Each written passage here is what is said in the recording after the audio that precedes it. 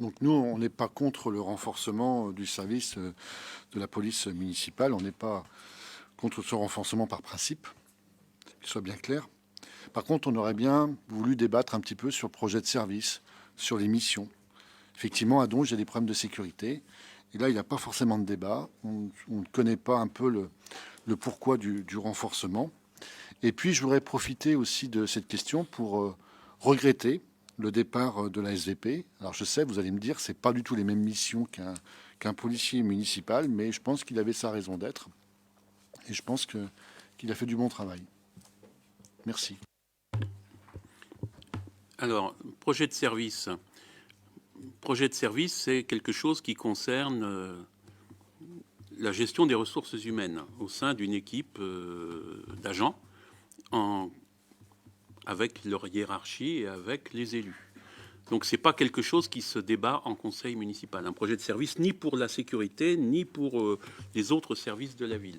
C'est quelque chose d'interne et donc c'est comme ça que ça se passe. Deuxième élément de réponse, la sécurité, c'est un pouvoir propre du maire.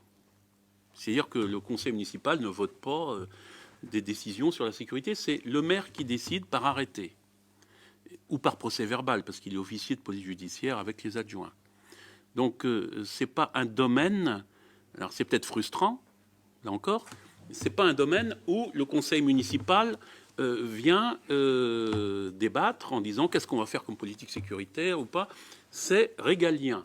C'est régalien, et le maire est agent de l'État, il faut le savoir, en tant qu'autorité de police, il est agent de l'État, même s'il est élu, et il organise lui-même, avec ses services, avec ses agents, la politique sécuritaire, et donc c'est comme ça que ça se passe. Après, qu'il y ait ensuite une commission sécurité où on parle des chiffres, on parle des statistiques, parce que nous avons des comptes rendus qui nous sont faits régulièrement par les policiers municipaux, enfin même pas régulièrement, systématiquement par les policiers municipaux, et nous avons en parallèle des comptes rendus qui nous sont remis régulièrement par les gendarmes. Nous arrivons à croiser, à voir ce qui se passe sur notre territoire. Ça peut aller de la simple incivilité, de la panne de voiture sur la voie express, jusqu'à des violences, jusqu'à toutes sortes de choses. Et on a une vision quand même assez transversale de ce qui se passe.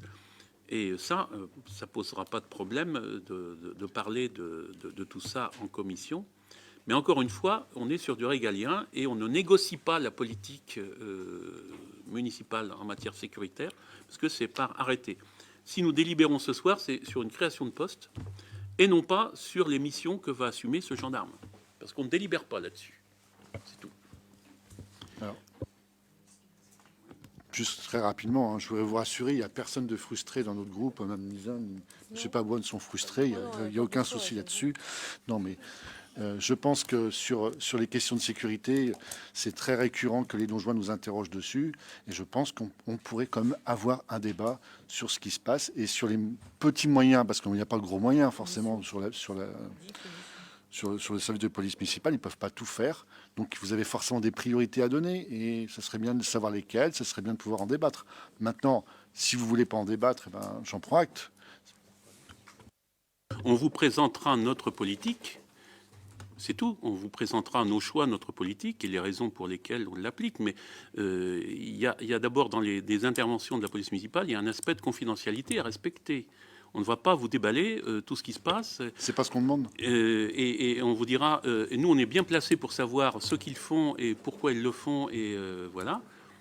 On ne va pas faire un grand déballage. C'est pas la question. Nous, ce qu'on veut, c'est encore une fois, la politique de la sécurité n'est pas un élément de délibération, c'est un élément de décision. Et donc ces décisions sont prises. Après, on pourra les présenter, faire des bilans, tirer des conclusions, parler des orientations. Je pense qu'on aura quand même à discuter un moment de l'armement des policiers municipaux, du degré d'armement. Oui, on va armer. Eh bien, on en parlera le moment venu. On n'a pas encore décidé quel degré d'armement, mais on va les armer et on va l'assumer.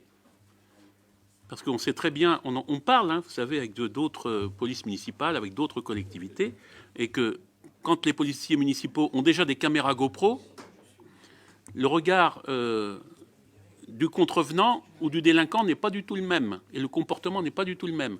Donc ça, c'est pas forcément un armement, mais c'est un élément important qui change la nature des interventions. Et quand on parlera d'armement, il y a des armements légers, des armements non létaux, puis après, il y aura différents degrés, et on en parlera avec eux. Et la concertation, je vous rassure, on va la faire, mais on va la faire d'abord avec les intéressés, en fonction de leur mission, de leur retour d'expérience, de leur capacité, de leur formation, parce qu'on ne délivre pas des armes n'importe comment à n'importe qui. Donc, encore une fois, il faudra travailler avec les intéressés et en fonction de leur retour d'expérience et de leurs demandes, évaluer si oui ou non, et quelles armes, quel type d'armement on leur donne. Je n'apporte pas la réponse avant que la question ait été traitée. Mais j'ai aucun souci là-dessus. Souvenez-vous, relisez les PV de votre premier mandat. Je vous avais suivi sur cette question-là. Après, il y a eu plusieurs renoncements là-dessus. Maintenant, c'est un débat, oui, effectivement. Si vous voulez en débattre, moi, je serais prêt à débattre. Mais je vous redis, il y aura un débat avec les intéressés. D'accord, en premier. Pardon ? Oui, les intéressés. Avec les intéressés. C'est des choses que les élus peuvent débattre quand même.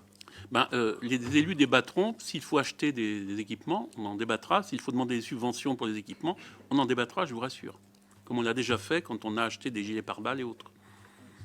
Donc, simplement, il faut respecter le fonctionnement, et nous fonctionnons comme ça, nous ne fonctionnons pas à l'envers.